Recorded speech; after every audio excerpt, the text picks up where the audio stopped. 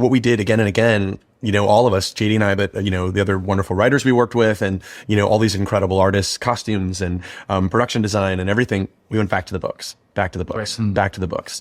There's so much richness and texture in that world. And we felt that there were things that hadn't been seen on screen. And so we're constantly looking for, it's funny, you mentioned earlier about forging a new path. Yeah.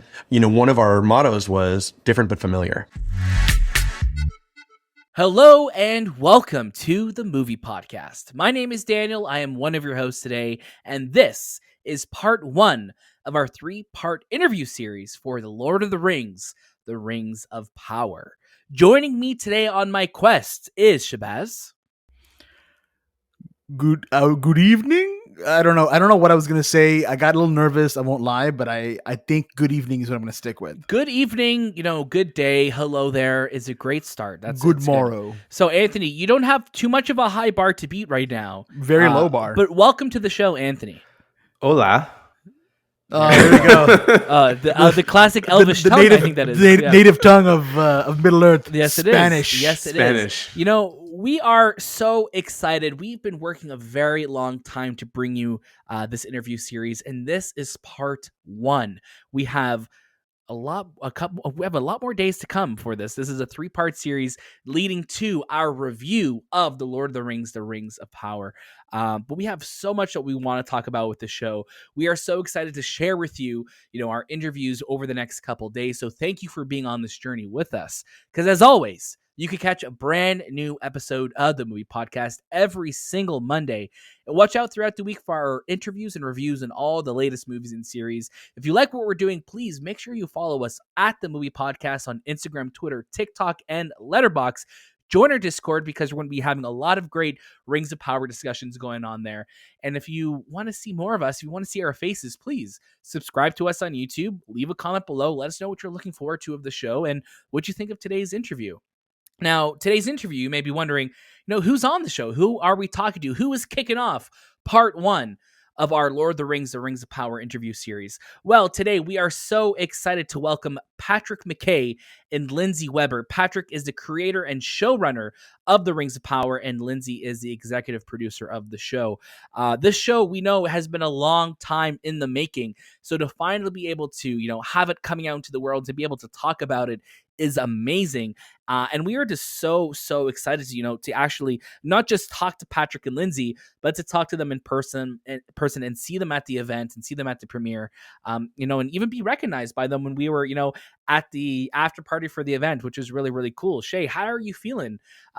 Post LA, post the Rings of Power, press tour and junket and everything like that. How are you feeling today?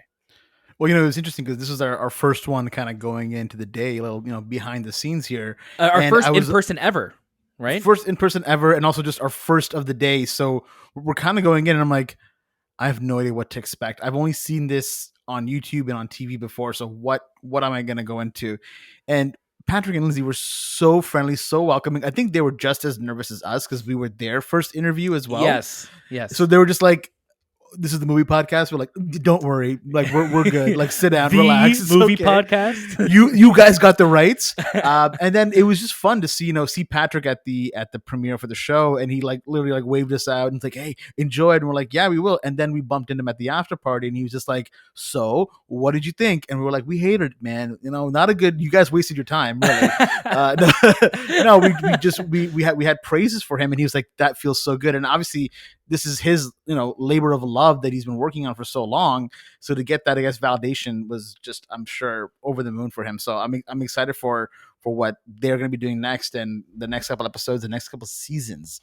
And this is going to be his whole life, I think, now. And same with Lindsey as well. It's going to be, it's going to take over their livelihoods for a very, very long time. Anthony, how are you feeling? Part 1 of our interview series. This is our first time doing an interview series as well. Yeah, I would say this is our appendices. Yo, I like it. Appendices to our Lord of the Rings coverage. No, this is it was the first time we've been in a live interview concept and learning about how we deal with these ambiguity things and just dealing with time changes and room changes, and it's just this ever flowing navigation of going from one room to another and having the right questions. And I remember the night before writing down these questions and being with you guys and figuring out, like, what do we ask these creators, or what do we ask these actors and actresses who are part of these, the biggest show ever made, and making sure that the questions we are asking are not something that they've already been asked a million trillion times. So, and specifically Patrick and Lindsey, they were so grateful after, watching the show or series on the big screen and then seeing them at the after party. They were super grateful that we enjoyed it and that we fell in love with it, and they were super grateful that they were able to provide this for us. So definitely really cool. It is very cool, and we have a lot of the Lord of the Rings of Power coverage out already on the movie podcast. So if you want to catch up on some of it, I'm going to let you know where you can listen to it. Of course, you can listen to it right here on the movie podcast feed. You could check it out on our YouTube page. We have a great interview with Dylan Smith, who plays Largo Brandyfoot, that you could check out right now. We also have our last numbered episode of the movie podcast, episode 146. We're approaching 150 very, very soon. But episode 146, we talk all about our trip, what it was like. We kind of go into all the inside baseball stuff, inside of the show stuff that, we normally don't talk about on these interviews and get to talk about. It was a big learning experience for all of us. So if you want to go learn more about that and, our experience attending this premiere, go check that out. And then, of course, you can check out our social reactions already for The Lord of the Rings of Power. You already could see that we love it. And we're going to talk a lot more about it in our official review. So at the end of this interview series on Wednesday, you'll be able to check out our review at 10 a.m. Eastern time. That will be available on all podcast feeds on YouTube and, of course, on TheMoviePodcast.ca. You'll be able to check it out there. So without further ado, please welcome Patrick McKay and Lindsey Weber to the Movie Podcast. Patrick, Lindsey, thank you so much for sharing your time with us today. It means the world that you're here talking to us about the show, about things. We've seen the first 2 episodes. Our minds, I think, are still recovering from what we launched. Yeah. It's beautiful. It's absolutely beautiful. Thank you. Thank you so much. Congratulations. Very kind of you to say. Yeah. Lord of the Rings is one of the most loved franchises of all time. And I'm just curious for both of you, what does it look like when you want to respect what's come before, but also forge your own path forward? That's the real trick, isn't it? Yeah. So JD and I, really love this material. I grew up with the books. He was one of the sort of total converts with the films.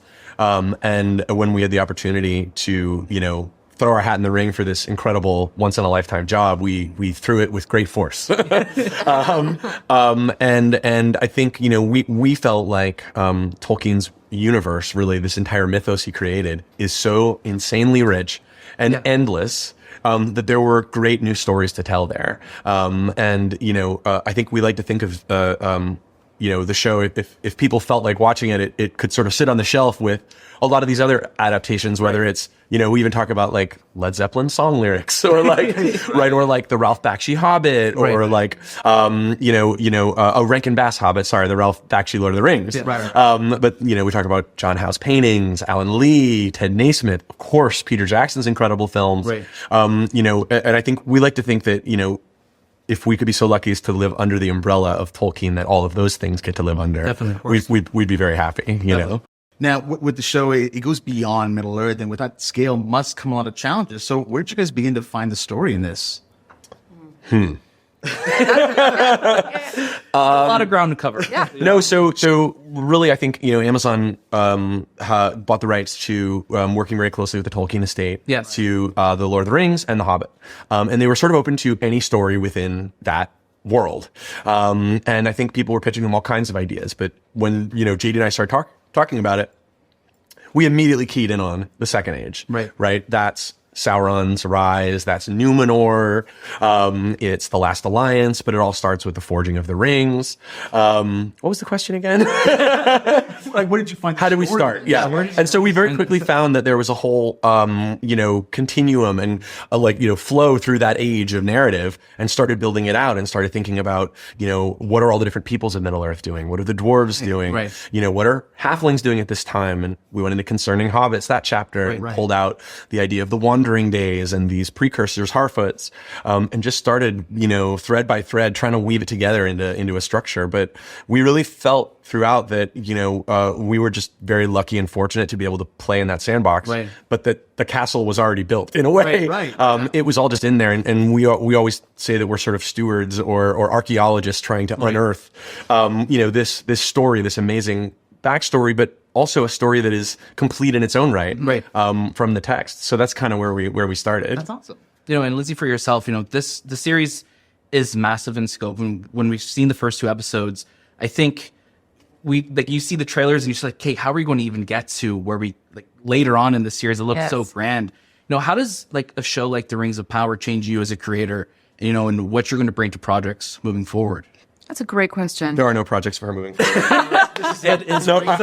I'm actually joking. Well, it's true that I don't think about anything but this. It is a full-time job and joy. But I think there's an expression we find ourselves using a lot on this show, which is, how do you eat an elephant one bite at a time? And so we just try to remain. A big part of my job and our jobs, I think, is just remain calm. Just one foot in front of the other. We have the long list of all the things that need to get done. You surround yourself with the fellowship of the best, brightest, most creative people you can find. And thankfully, this property attracts the best in the world.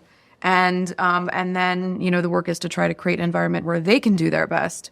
Because this show, all shows are they're not made by any one person. They're made by thousands of pairs of hands, really. And so it is really just about trying to gently foster the thing along, until you can't take it anymore, and then do it a little more. I love it. Yeah. Lindsey's being very modest. It is an act of Herculean producing to accomplish as much as I think we feel.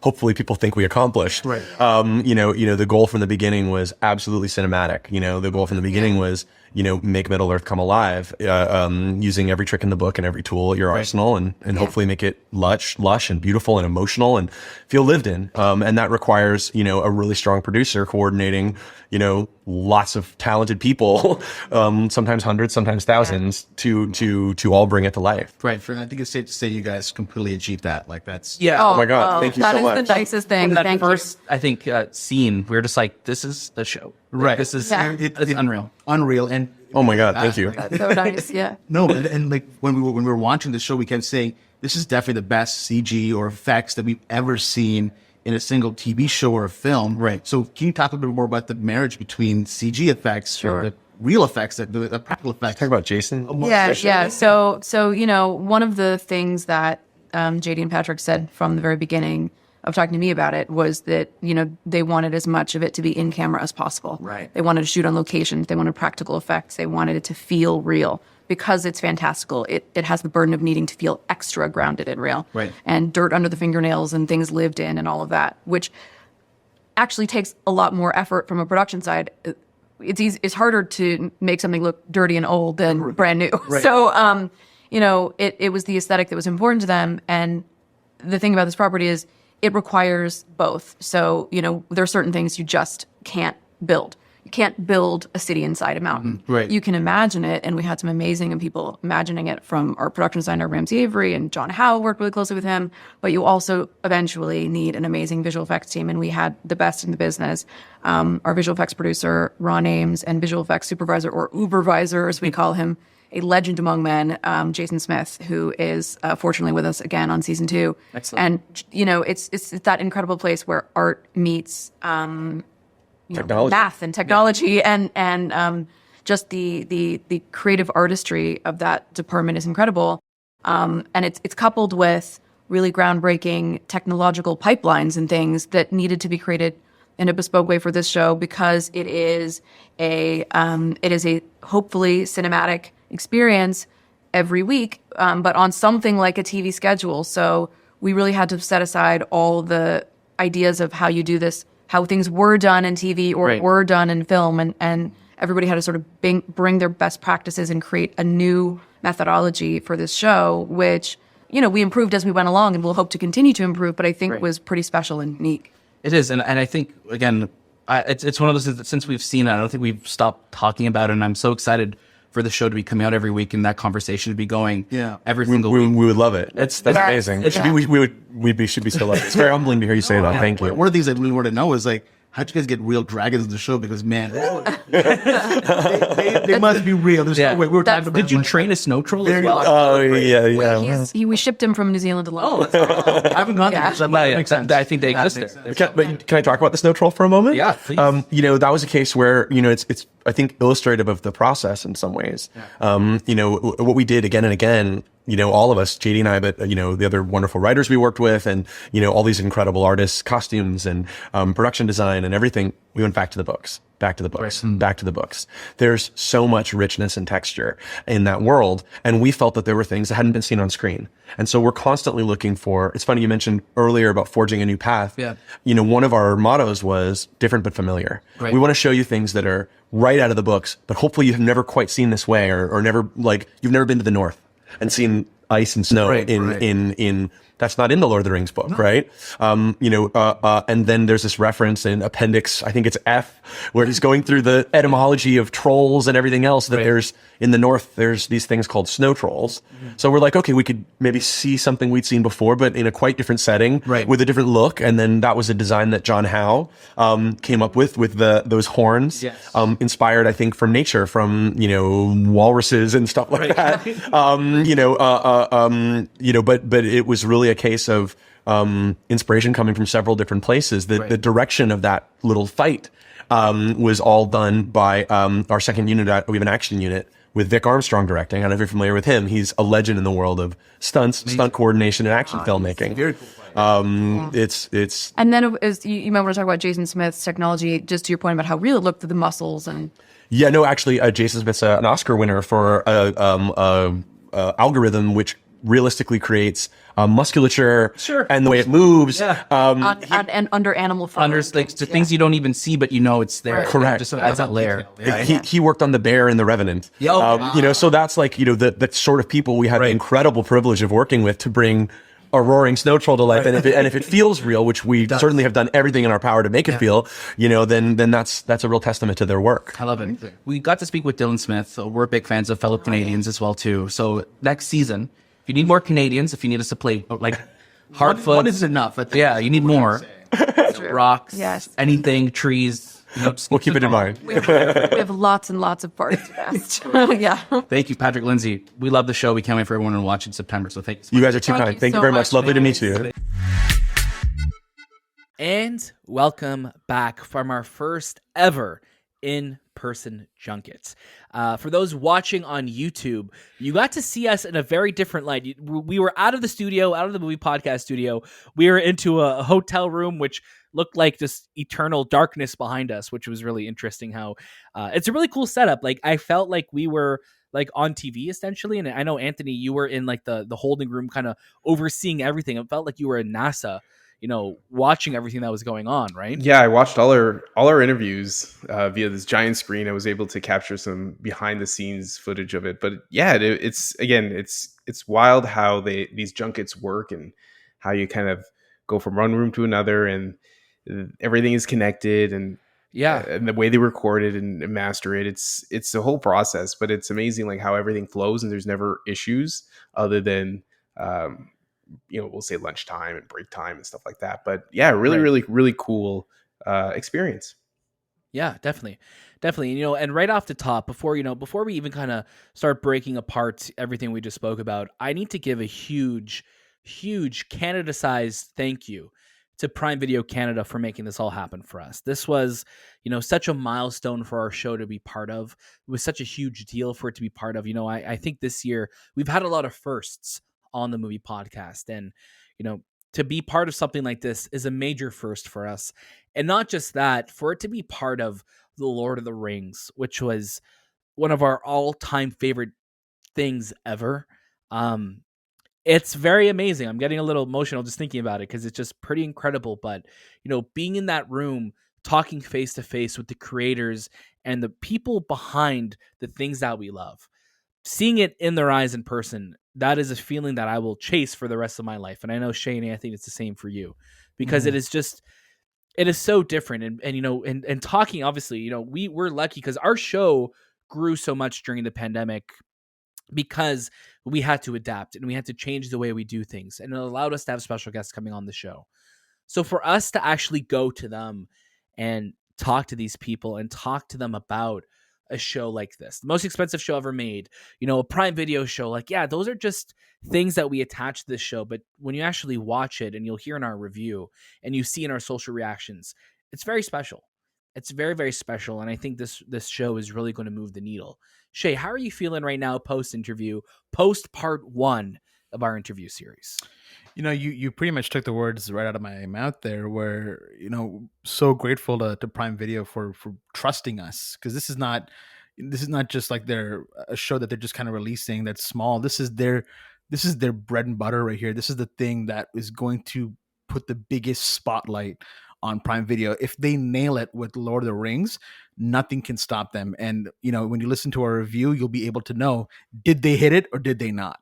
Right. And I'm super, super grateful to, Patrick and Lindsey for being just so warm and welcoming to us as well. Cause they could tell we were nervous. We could tell they were nervous. And once started hitting the record, I think we just kind of got into it. Definitely. We got into it. And like Anthony mentioned, we spent the night before really just kind of formulating everything, kind of getting an idea, buying cue cards. Yeah. Writing out our questions. Yeah. Writing out our questions multiple. I haven't used a pen in forever, but here we are writing it down. And we had to relearn English, We had to relearn English. Yeah. I was writing in cursive for some reason, but I was writing in Elvish actually, Oh, good. You're using a quill as I recall. Yeah. I went an extra layer deep into it. Yeah. Well, that's good. No, but it was just, what an experience, and I can't wait for you guys to see this one, which you already just saw, sorry, but the other two that are coming down the road here, because there's especially one of them, I won't say which one, but there is one of them where a really interesting thing happens. And if you're listening to the audio version of this right now, definitely watch these interviews also on YouTube, because there's a lot of cool things that actually happen on screen that I don't want to get into. Yeah, you need to watch the video versions of this, and I know exactly what Shay's talking about. And we may just make you wait till part 3 to see it, but you definitely want to check out the video versions of everything. So as we always say, make sure you check out our show notes for wherever you're listening to this. If you're watching this on YouTube, you're already in the right place. But if you're watching this or you're listening to this via Apple Podcasts, Spotify, whatever your podcast service of choice is, we do have a link below. Check out our YouTube page. Make sure you subscribe, ring the notification bell, leave a comments, because we want to engage with you. We want to talk with you. And you want to see these interviews because we are in person for them, and you get to see us in person talking to these people, and which is amazing. And this is just part 1.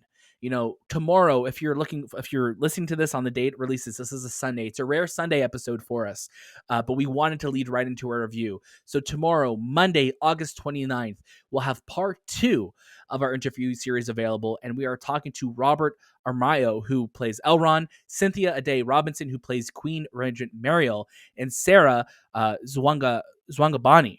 I apologize. Sara Zwangobani, who plays Marigold Brandyfoot, who is the wife of Dylan Smith in the show. So Largo Brandyfoot. So not in real life, but in the show they are married. And Nori is their child, who you'll come to know and love throughout this series. So there's lots to look forward to. Make sure you tune in tomorrow for part 2 of our interview series. And then part 3 will follow on Tuesday, August 30th, leading to the big day on Wednesday, August 31st for our review. So look forward to all of that. There is so much to look forward to. This show is going to be special, and you don't want to miss it. That was this time with the Movie Podcast, and we'll see you next.